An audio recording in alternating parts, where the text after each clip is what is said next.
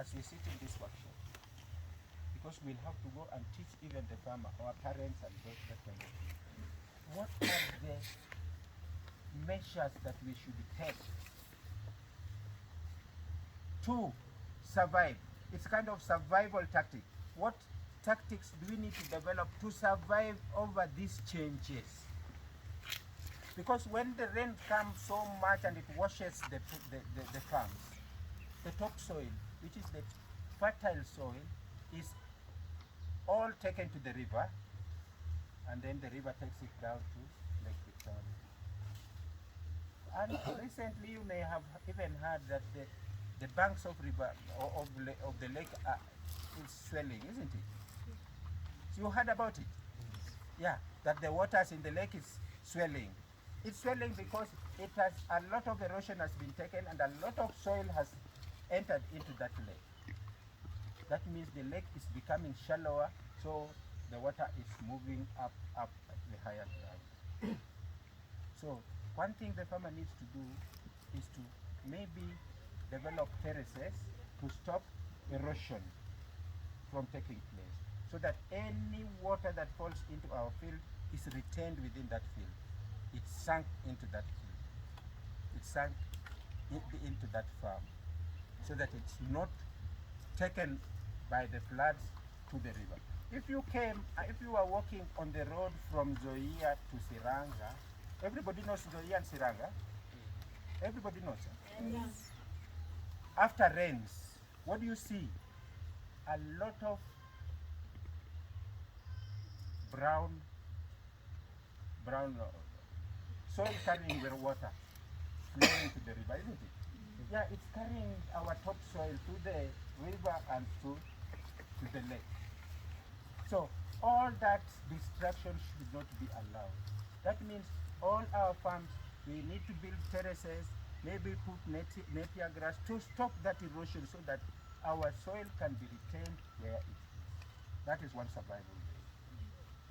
Another survival way is, another problem it brings is, we used to produce a lot of food stuff, but now because of the topsoil has gone, productivity of that soil has gone down.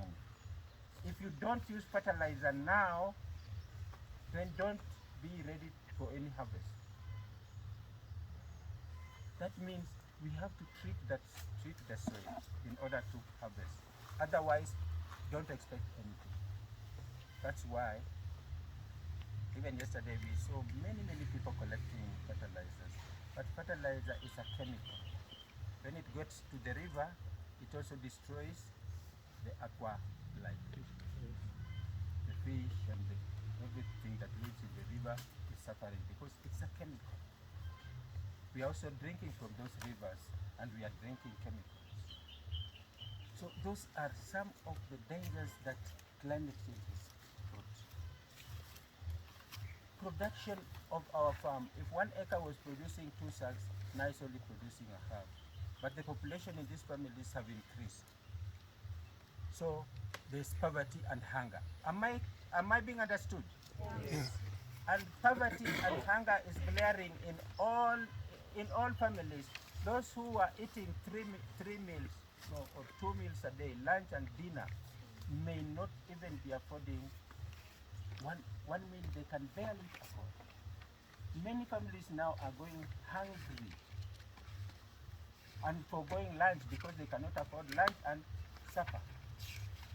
Watoto wakienda shule hawarudi nyumbani kwa sababu hakuna chakula. So we're becoming poorer and poorer because of climate change.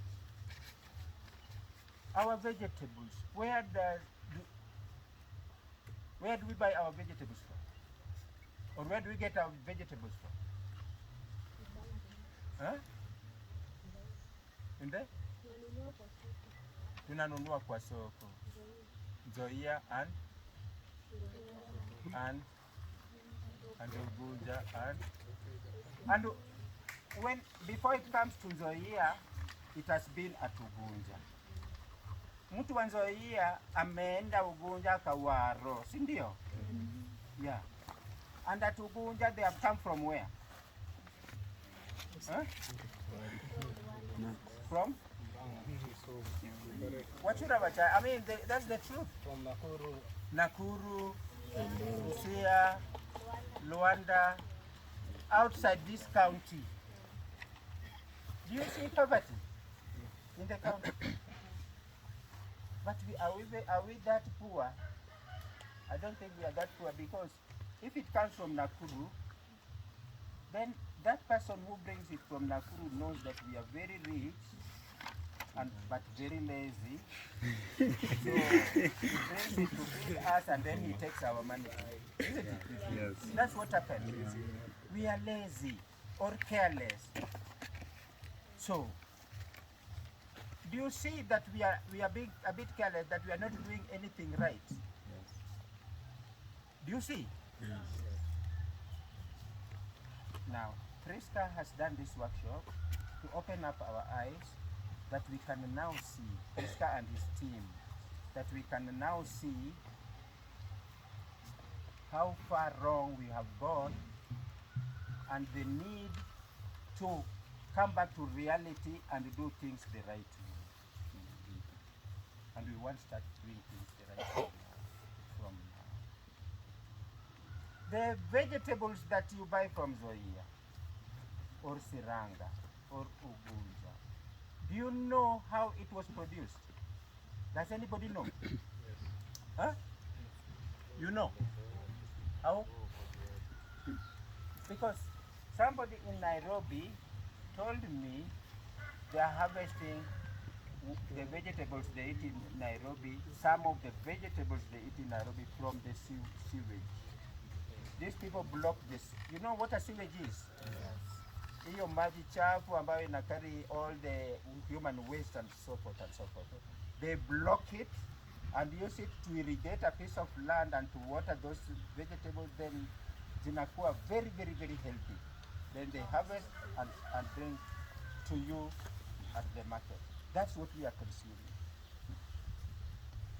And because he is also in business, he will spray his farm today, and tomorrow he's harvesting and bringing to your market. Will you know? Yes. And when you are eating sprayed vegetables, whether you cook or no cooking, what are you in reality eating? Chemicals. And are chemicals friends to our bodies? I don't know. So today you find everybody's having a walking stick like I have, because our bones can no longer carry us, because they've been destroyed by the chemicals we have eaten. There are so many illnesses that we never had before because of our eating habit, of what the poisonous chemicals we have eaten in our foods. Am I making sense? Yes. And I know I'm not telling you what you don't know. I'm only reminding you of who you already know. But to know it and to keep it to yourself, you are doing a disservice to your community. To know it and to talk about it and to address it is the best thing. When Priska asked me to come and talk to you people, I'm sick as you can see. But I had to embrace it because it's an opportunity to talk to young people like you who are coming up to make a change in our lives. And if you are not going to make a change in our lives, then it's like I've wasted my day today. You must be an agent of change from now. You must be able to talk to our mothers in a language they understand most, to stop buying from the market here. Poison. You buy poison to feed the family, and tomorrow you are going to the hospital. Money. Or you cannot farm because you are sick. You are in bed throughout. You become weak. So we become poorer and poorer and poorer every day. So young people, I plead with you.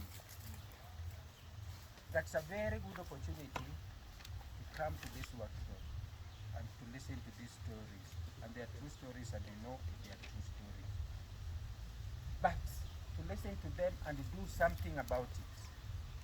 Don't listen to it and lock it under your box, in your box, and keep it away.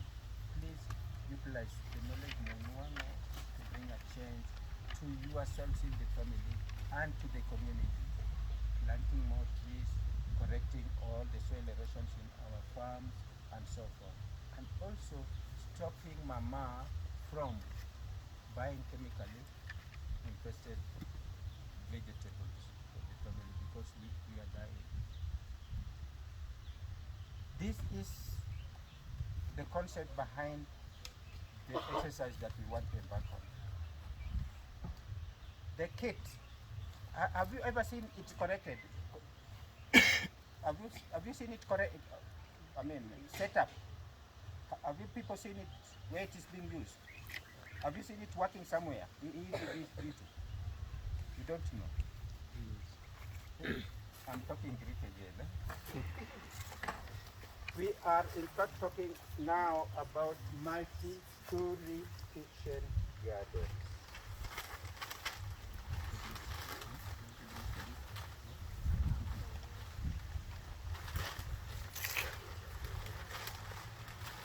Just one, just boy, they are two.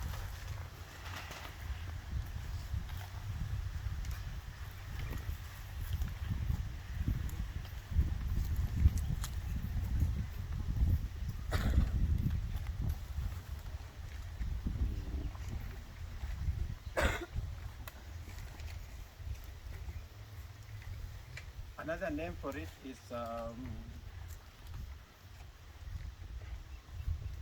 aerial kitchen.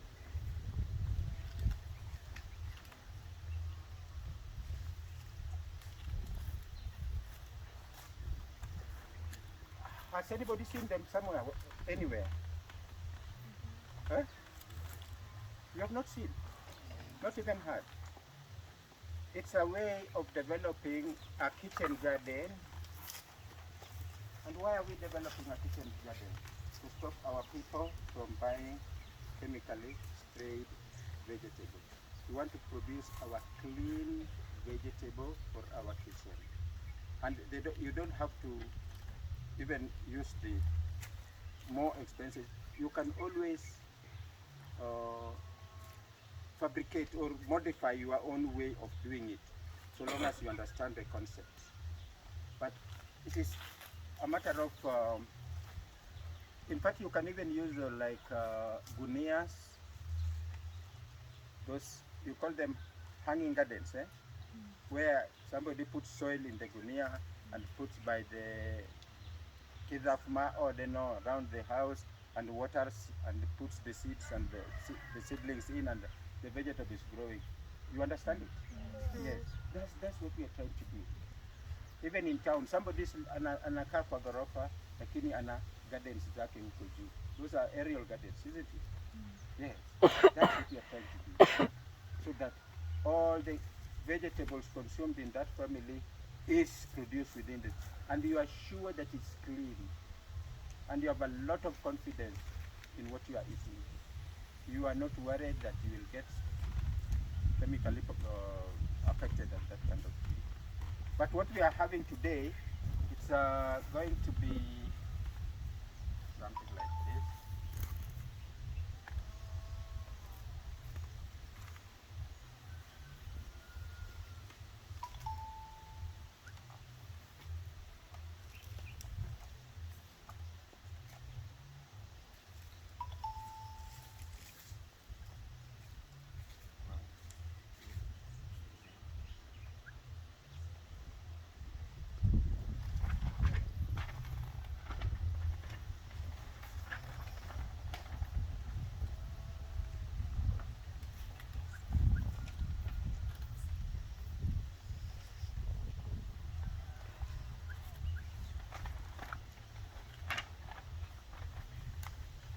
We want to erect this thing. Is everybody seeing it? We want to fill it with soil. We have 1 layer, 2 layers, 3 layers, 4 layers. I'm not sure how many there are, but they could be 5 or 4 with soil. And it will just occupy a small place like this. But what it is capable of producing when looked after well, it can provide for vegetable for this family, the entire Amina family, and a little to sell, if you look at after it well. It's a concept that's been developed because of the problems that we are experiencing because of climate change. So it's a survival tactic for the people who are greatly affected. It's a good idea. Somebody, I had, I just this Tuesday this week, I had visitors coming from Germany just to look at that. If somebody can come from Germany to look at what we are doing with this thing, and you people are here, and you're not benefiting from this thing, you know that is a disservice, isn't it? Yes. So don't sit here and waste your time. Sit here, buy the concept.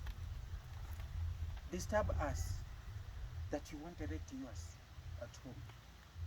I know it's a bit costly, but in a group you can always share, because, and this is why when Priska asked Priska, where do you want to put it up? And she told me at your meeting center and at the school. I thought that was going to throw it to somebody to steal them, because some of them have been stolen. It must be placed in a home where it is safe and secure. How we manage it, that is now up to you people. But it must be in a home where it is protected. Because it's costly. They should go for about 2,000 shillings, that kit. So, unless somebody has a question, can we now go to the practicals? But I don't want leave any question unanswered. Please, any question on climate change and how it affects us and why we are doing this. Anybody? Questions? Tukisema kila mtu anaweza ongea, si ndio? So, si tuongee. Any question? Priska? Yes. Can anybody add anything from what we just heard?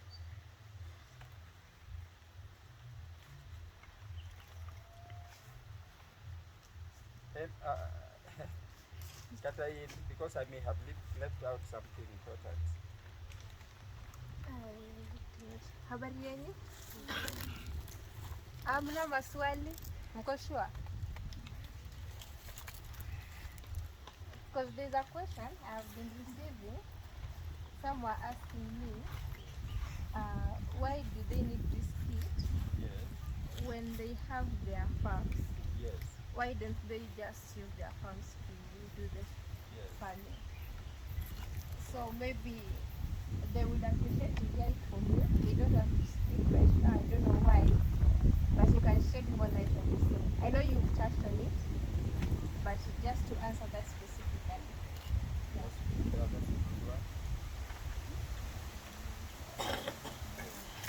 Judging from what we have heard, we've seen that, okay, our farms have been washed away. All the topsoil has gone. But we want to construct this and have it retaining the texture, all the nutrients that our crops require, which we cannot do, because if we had an irrigation system, then we can say we can irrigate our farm. But you need so much water to irrigate even this small piece of farm. But what this thing will produce in a small space like that might be greater than even what this piece of land will produce. So which one is easier to manage? A large farm like that without an irrigation facility, or a small thing here that can produce equally the same or even more, but we can manage. Here, even the wastewater from the kitchen, you can use it. Unless it has contaminants like, I don't know what, chemicals. I don't know how chemicals will get into our homes. Maybe detergents and that kind of thing. This is easy to manage because it will require a little water, it will retain that water. But this field, how many jerrycans would we need to water that farm? maybe 20, maybe 30. But this one might only be a lot of jerrycans when we construct it, but thereafter maybe just one or two a day. Which one would be easier? To go for that one or for this one? This one. Yes. Because what we are going to plant here, the spacing we are going to reduce a lot. We are not going to space it as we spaced in that one. But that's a good question.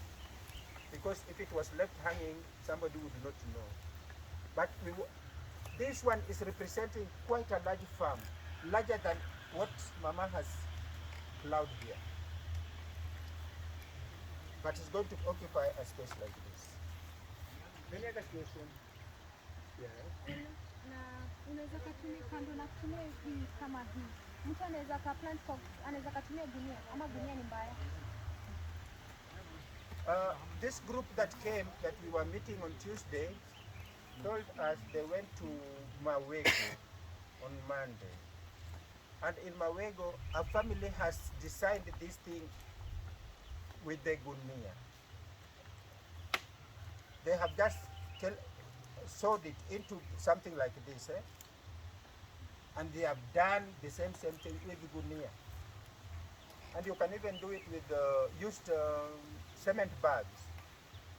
Only that you may have to sew them together, yeah, then form that kind of thing. When we spread it out, you will see. But that's what I meant, that we can design it in what we have. Use the locally available material. Sawa sawa. That would be interesting. I would want to come and see. Or even had juala. This one is used to, they've used pond lining to make it. Any other question? Yes. Yeah, Awe agdolio. Dinenya la dawa kwa. Kora ka kwera bi. You might use maybe a knife or a fork, something like the Morocco fork. To remove the weeds, or you just uproot the weeds. Nokoro samaki. Samaki go. Samaki is there. Katamana with a knife. Because the spacing is just going to be like multiply. You space here, just a knife and.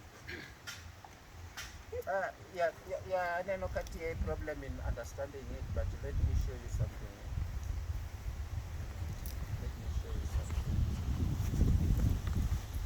We're gonna pass this picture very fast around.